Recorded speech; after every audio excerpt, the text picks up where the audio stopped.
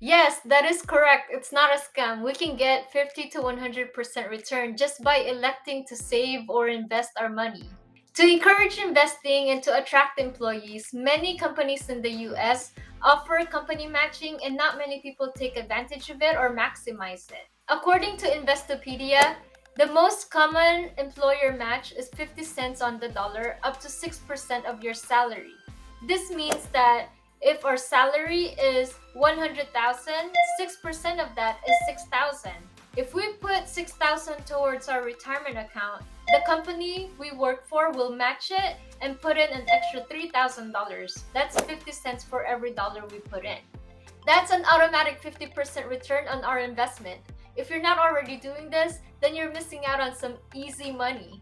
And guess what? Some companies offer dollar per dollar matching. That's 100% return on our investment. Call your employer's HR department or retirement administrator to find out more about your company's matching system.